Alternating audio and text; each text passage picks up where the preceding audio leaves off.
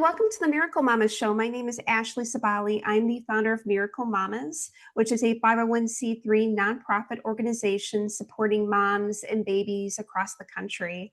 And we bring maternal health advocates and moms to share their stories because every mom has their own story. It's unique, and there can be always someone out there that can relate.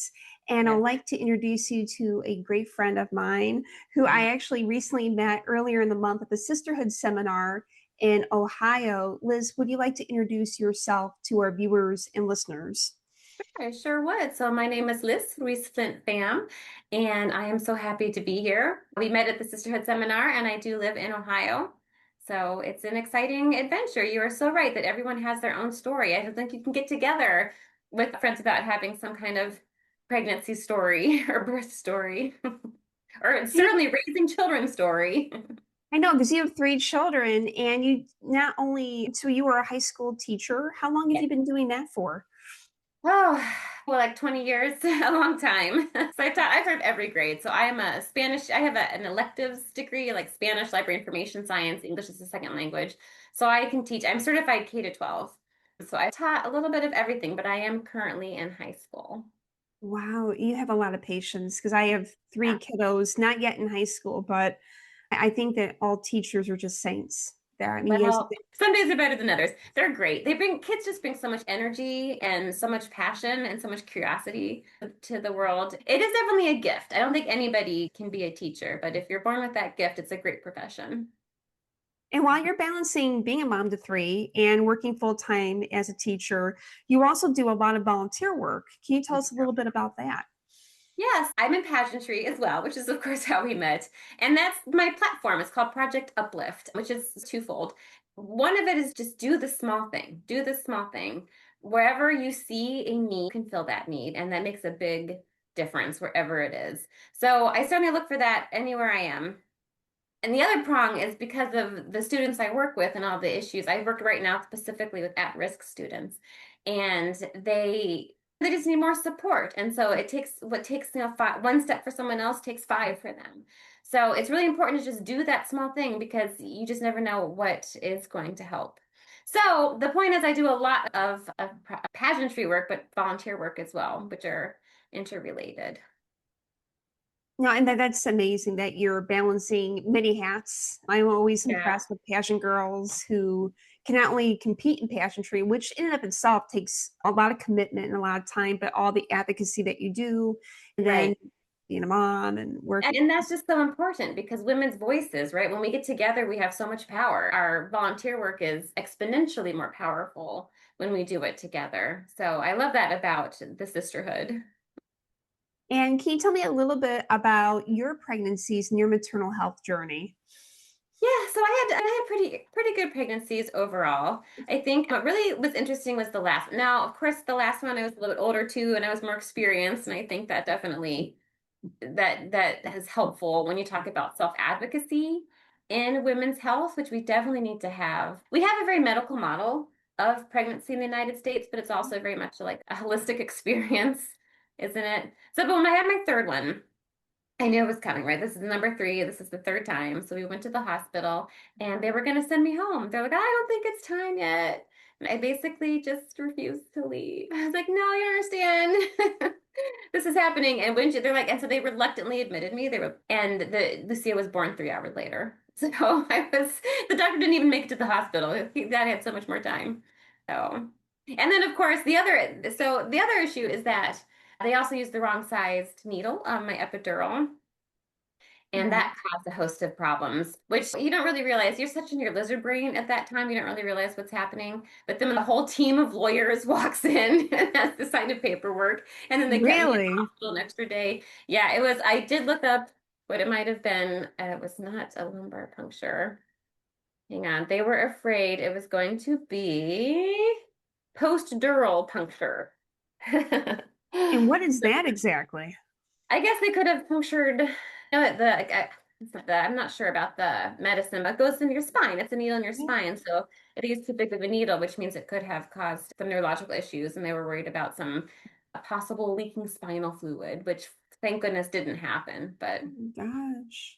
I Did they know. actually change out the needle, or did they just leave it there, or did they change it out to the appropriate needle at some point? Oh, Just I am not curious. sure. I do remember Okay. that my feet went numb, like they just pointed and then I couldn't move them. And I said, I don't Mm. remember because again, third time. This is my third epidural, right? And then I saw the doctor's eyes go from me to the equipment, back to me, back to the equipment. But again, this is where self-advocacy, none of us, this, I don't know. I'm not in the medical profession. I'm trying to survive, right? I'm trying to have a baby. My mom and my husband don't know. They're not, they actually were sent out of the room for the epidural.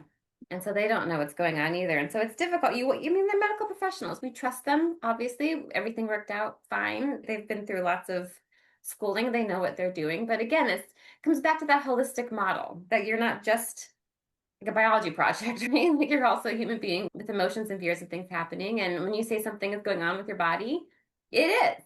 It is. Yeah, I do believe, I'm a firm believer that you are the best judge of your body if you know something's Right. wrong.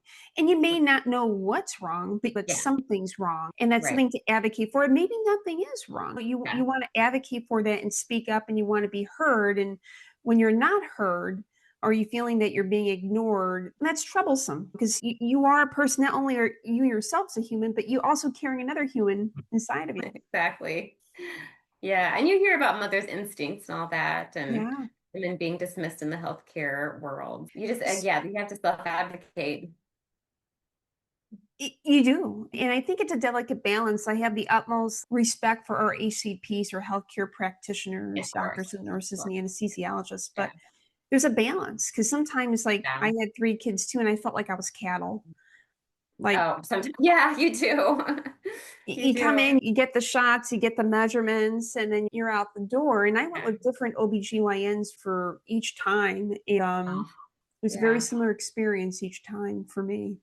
yeah. I'm sorry it happened to you. Did you felt like you received good quality care with that pregnancy, or did you think that there could have been things that could have been enhanced or the bar raised? Yeah, I think so. I do wish, like I Mhm. said, I wish maybe just for medicine in general, but definitely if we could have more emotional care, because pregnancy is a whole body experience. It's a really good thing these days. It's good to have a community around you to talk about it. And someone says, oh, yeah, that happened to me. Or, oh, yeah, that was my experience too. I think having a community is important. And being online, there's a lot. I know people are like, oh, online is taking so much time away, but it really expands our community and our ability to talk to each other and to normalize some of these things that are happening that aren't, it's not, it's technically 10 months of your life, right? But it's a big 10 months and it's a lot of things happening and changing that is maybe unknown. And I think you're spot on because when I gave birth, and probably for you in your earlier pregnancies, the internet wasn't what it is today. I mean, things were Right, vastly right. changing. You know, we Yeah. have all these different social apps and all these different communities, and we podcasts are springing left and right, Yes. which is, I think, great. Um, Yeah. but there was so much. Obviously, right over here. Yeah, I like this Yeah. one. And you to share your story, I had epidural issue too that left I have Mm-hmm. permanent nerve damage on the left side. So I think epidurals are great, but then there's always a Hmm. risk to Yeah. everything. And there's a humanitarian part of this as well. Like you said, like the emotional part.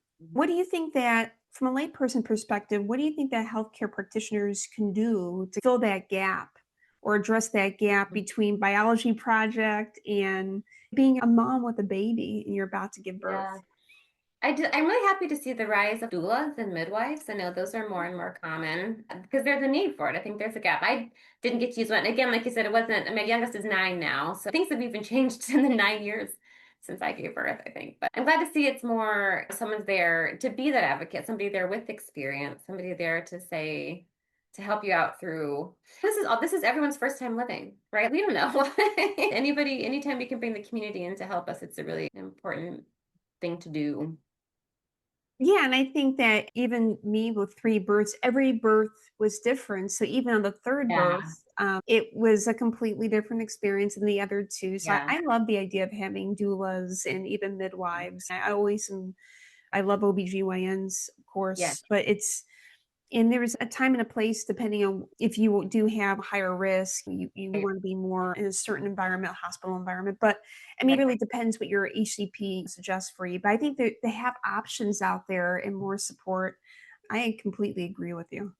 Yeah. And they do rotate. Again, this is our hospital model, which serves people live these days, right? We have an excellent non-mortality rate, whatever the technical term is. But how many nurses do you see in your stay? Every different person all the time. I don't think any of my OBGYNs were there to deliver my babies. Like Lucia's missed it, of course. Which again, the medical model is true. It is very similar birth to birth, but at the same time, building that relationship is important. And certainly as a teacher, I know how much it matters to build a relationship and to be there with someone and build that trust. And frankly, some people are just better at their jobs than others. Yeah, You've had good nurses and good doctors and bad doctors. So it is, and when you're sick or giving birth or in the hospital, it's a vulnerable time. So it it is. is. And it's physical and emotional. So Yes. I know the physical impacts, but how did all that impact you emotionally as well? I think so. Clearly, by then you have expectations. And again, I was fortunate enough to have pretty, as far as it goes, easy pregnancies and birth. I don't know that it's ever Mhm. easy though. It's a wild ride. You're bringing a Yeah, whole life into this world. So yeah, I don't know. It was the expectations. So sometimes what you have is if it matches your expectations and you can go, but if it's different, that is just something to be observed. So, and it helps for me. I'm an intellectual person. I enjoyed learning about things. And this is happening. I got the books and I read about it, and this is normal at this time, and this happens at this time, which is helpful. yeah, to educate, to self-educate. I think that's Right. it helps. Yeah. I definitely. I think the more education in general that we have out there for moms, I think the better. Even just sharing stories and then understanding what happens in each stage, like you said. And Yeah, again, that community piece, like when you can talk to other people who are going through the same thing or who already went through the same thing. And I think different generations is very helpful too. It's nice to have matriarchs there along with the new moms, along with the girls. So sisterhood, again, that'll be the yeah. theme. So, what advice would you give to other moms out there, or even your daughters in the future, if they want to start families? What advice would you give to moms who are moms to be right now, or the future Yeah. generation of moms? I think trust yourself. I think it's a balance. Trust your doctors, trust the medicine, and also trust yourself, trust your instincts, trust that cultural knowledge. It's not either or, right? It's not either hospitals or doulas. It's a both and situation. And I think the more time you take to get in touch with your own instincts is good as well. Because you can be so anxious. Sometimes you have to be very careful to separate instinct from anxiety, right?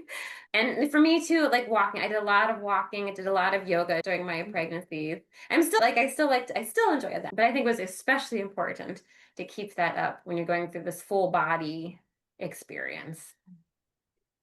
Thank you so much, Liz. Is there anything else that you wanted to add or to share about your experiences, whether it's a pregnancy or just in general of motherhood? No, I think this is great. I think the more that we do this, the more we talk with each other and the more we Yes. like share our stories and what we think and our ideas, the better because we are, again, a community and we help each other. So I think that's really important. Thank you so much, Liz, for coming on the podcast. I greatly appreciate it. I love hearing your story. It was a little scary with the epidural. I'm glad everything was okay with you and your Yeah. daughter. Thank goodness. But thank you very much. I appreciate it. And I hope that this helps another mom out there that's listening or Yeah. viewing this episode. So thank you. Thank you. Thank you for having me on.